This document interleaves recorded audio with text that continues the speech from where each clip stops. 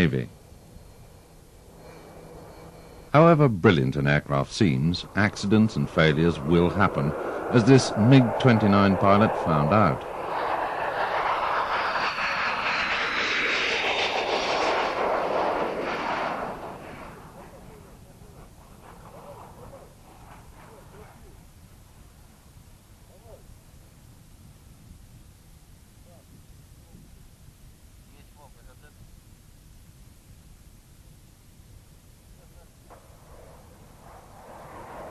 In the early stages of the flanker's development, the second prototype was lost in a fatal crash.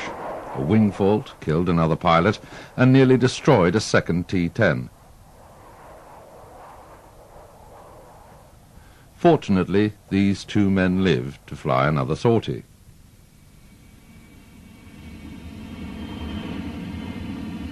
To the uninitiated, both the MiG-29 and the Su-27 look very similar, but there are distinct differences. The Sukhoi is a much larger aircraft when you compare them closely. The MiG has a shorter nose and is not as drooped as the Sukhoi. Looking from above and behind, the Sukhoi has a much wider fuselage.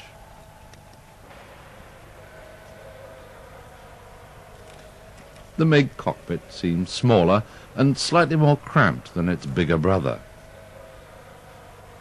where there's not only more space, but the Sukhoi seems a lot more complex, and it looks a little more modern.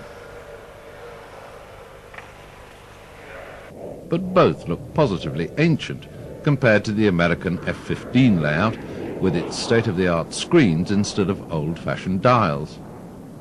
In fact, the whole Sukhoi program was developed because the F-15 Eagle was far away and ahead of anything the Russians had in the early 70s.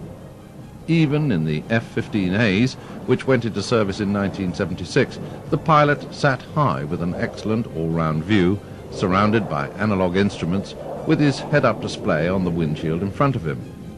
The first F-15s to engage in combat were blooded by Israel on the 27th of June 1979, when they claimed 5 MiG-21s of the Syrian Air Force. The F-15E is a strike-attack aircraft with a top speed of 1,650 miles an hour and a ferry range of 3,570 miles. Farnborough 1990 was the first time we'd seen the two-seater version of the Su-27, the Su-27UB. To all intents and purposes, the two-seater version could do everything that the single-seater could do in the capable hands of our old friend Yevgeny Frolov.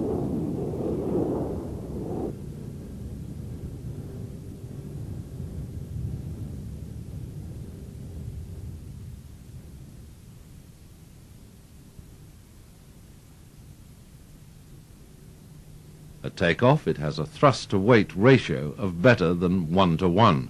That's an awful lot of poke. Frolov threw 22 tons of aircraft around the sky as if it were a small aerobatics plane, with lightning-quick spins and a huge Cobra of over 120 degrees.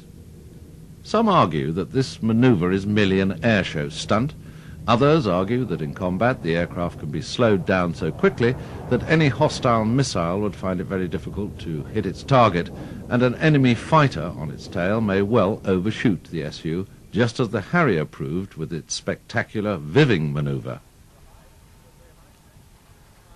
As Yevgeny got out of the Su-27UB, he was to come face to face with Captain Mal McNair, who had just demonstrated his CF-18 Hornet. The two former enemies were soon into pilot's talk and couldn't wait to have a guided tour around each other's aircraft. Mal was relieved to see that the Su cockpit was relatively old-fashioned, but the Russian policy at the time was to standardize all fighter cockpits so that any Russian pilot could transfer from one type to another with as little interruption as possible.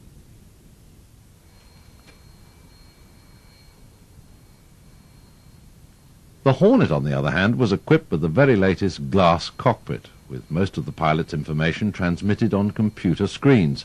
So how did the Sukhoi compare with Western fighters? Mal McNair. I think it compares pretty favorably with Western fighters as far as airshow performances. As far as what it would do as a weapons platform, that hasn't been proven yet, and hopefully won't be proven in the future. But in my personal opinion, not the opinion of my government, I think the Western fighters still hold an edge in the avionics and the weapons systems we have on board. So how do you do the Cobra? Well, come in level at 220 knots with 85% power, pull back with about 35 pounds of pressure on the stick to override the angle of attack limiter. The aircraft rears up with its underside becoming a huge air brake.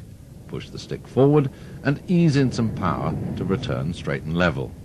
If you make a mess of it, press the small white button on the top right of the control column, which engages a system that will automatically correct the aircraft, whatever its attitude. The Su-35 was designed as a follow-on from the basic Su-27 with much better dogfighting capabilities and was the first derivation aircraft to have an unstable integral triplane or three-wing aerodynamic configuration. It has a new glass cockpit with a vastly uprated and completely new digital fly-by-wire control system, which is quadruplex, using 4 channels in pitch and 3 in yaw. It has a totally new radar, allowing 15 targets to be tracked at a time, with 6 that can be engaged at a range of 225 miles. It also has a redesigned tail cone with a reshaped tip housing a dielectric radome rather than the usual brake chute cover, giving it over-the-shoulder radar coverage.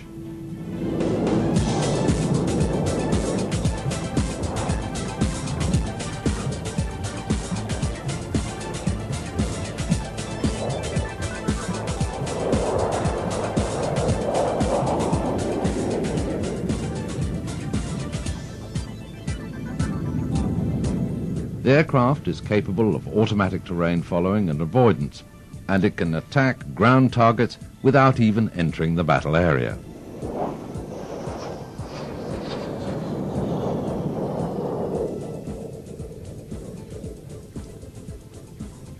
Apart from new uprated engines, the Su-35 has new tail fins, taller than the 27UB, and each one houses an auxiliary fuel tank.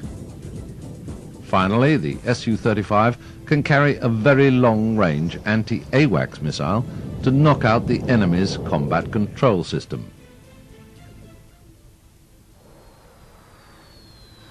Yet another derivation of the basic Su-27 is this 27IB Platypus fighter bomber. Anatoly Ivanov climbs up the nose-wheel ladder into the spacious cockpit.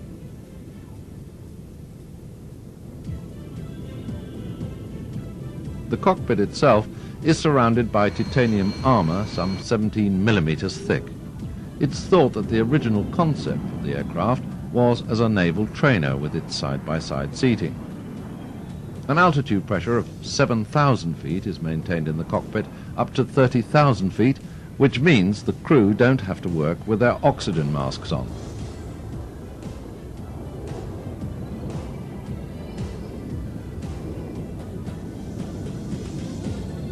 The Platypus is equipped with air-to-air refueling, which gives it a very long range, and the crew can even lean back on one of the seats and take a nap on a long endurance flight.